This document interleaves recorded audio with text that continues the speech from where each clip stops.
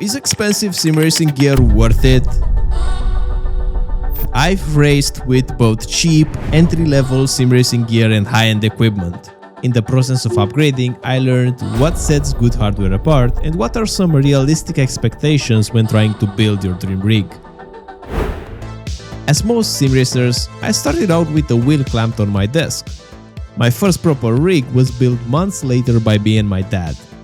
We used a second-hand seat that was around $30, and the metal frame and wood came around $50, so for roughly $100 I was able to sit comfortably and notice decent improvement in my pace. When I upgraded to a direct drive wheel and low cell pedals for the first time, I realized that the blueprint for high-end equipment revolves around ease of use, a competitive edge, and a focus on enjoyment.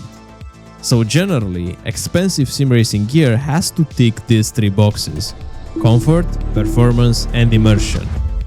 Sometimes, focusing on just two out of the three factors is smarter and more cost-effective. That's exactly what I did with my Fanatec gear at that time. I couldn't afford the very best, but I wanted that boost in performance that a DD wheel and low cell pedal offer. So even though I sacrificed immersion and comfort, I felt I got a good value out of that bundle. And although the wheelbase had some issues, once I figured it out, racing was quite a nice experience. Over the years, I keep racing and gradually upgraded my rig to the current setup you see today. Without a doubt, I like it now a lot more than I liked it back then, but there's definitely a diminishing return in what you get from a high-end rig. These Husing valve pedals were 5 times more expensive than my older ones, but are they 5 times better? Again, it depends on what you're looking to achieve. Performance-wise, they're not 5 times better, but they do add a layer of immersion with the ability to customize them extensively and set them up almost like a real car. The hardware and software part were an upgrade, the build quality felt nice, and overall their price reflects the whole package, not just the performance part. But be mindful, expensive equipment alone can be worse compared to cheaper alternatives if that equipment is not properly set up for you. There are a lot of discussions about having a soft or a stiff brake pedal, the amount of force feedback to use, sim hub settings for haptics, and so on. You can have the best hardware on earth, but if it's not set up properly, it won't feel right. Spending time experimenting with settings and tweaking your hardware is a big part of owning a sim rig. It's never just plug and play since we're all different, and what works for me won't necessarily work for you. With this mindset, you can almost imagine that you're tweaking your race car to squeeze every bit of performance out of it. I've spent countless hours trying every rubber combination in my brake pedal until I decided to buy a custom spring to give me that right feeling of the brake release, and honestly, with everything I bought, I'd made sure I understand the product and its capabilities so that I can properly take advantage of it. For me, it helped a lot taking better decisions regarding sim racing hardware when I realized that I'll be sim racing for the long run. My approach was buy once, cry once, knowing that even though I was paying a premium, it would be worth it over many years. Constantly upgrading in small steps can actually be more expensive in the long term. Imagine changing your wheelbase every year just to get some incremental improvements. But it wasn't like a night and day difference with just the wheelbase upgrade alone. I think the biggest difference starts to show up when you add everything together. For example, the accessories. Butt kickers, wind simulators, haptic reactors, motion sim, active seat belts. These definitely tick the immersion box.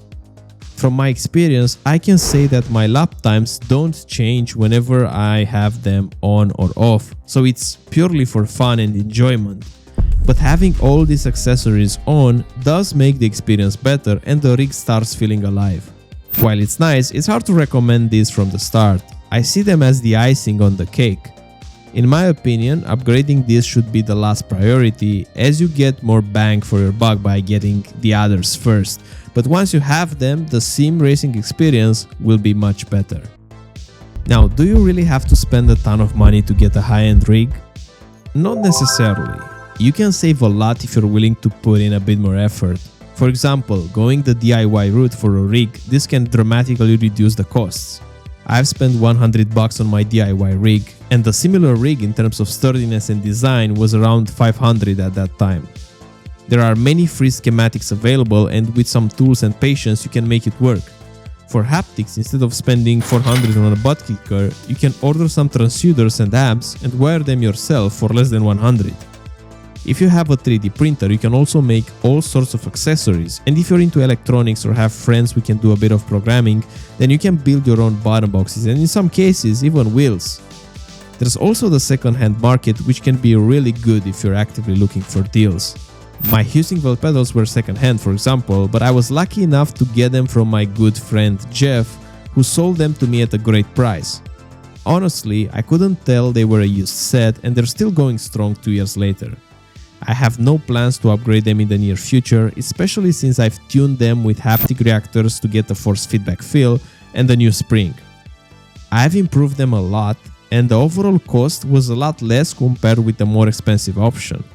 However, the quality that I have now is even better, so cheaper doesn't have to mean worse in some cases if you're smart with your choices.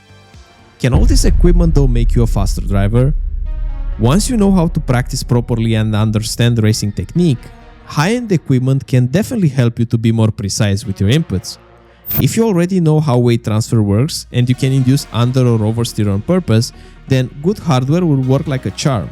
But if you're not quite sure you understand the fundamental principles of motor racing, investing in learning the good habits first might be a smarter way to approach sim racing. There are a ton of free resources for that here on the channel, and if you want to take it to the next level, you can check out my sim racing course, which packs around 7 hours worth of lessons. So if your main goal is improving lap times, equipment alone won't get you there unless you know what you're doing. Is expensive sim racing gear worth it? Sim racing gear doesn't have to be expensive to be worth it. It just has to be right for you. If you enjoy spending time in your rig, you'll race more, and as a result you'll improve and want to spend even more time in your rig. Depending on your preferences, if your budget is tight, choose 2 out of the 3 boxes and you'll have a good equipment that fits your needs. And if you want to check all the boxes and have the best possible gear without breaking the bank, consider the DIY route or the second-hand market. It's hard to recommend brands I haven't used, but based on my research, it really seems like Moza is the best option for entry to mid-range with everything in their ecosystem. VRS is also a great option for mid to high range with a good price to quality ratio. And if you're looking to the top tier equipment, then Simucube, Husingveld and GSI are, in my opinion, the brands to go. But that's just my opinion. Let me know how you see it in the comment section below, or come say hi on my Discord server. Thanks for watching, consider subscribing to the channel if you enjoy my videos, and I look forward to see you in the next one. Bye bye.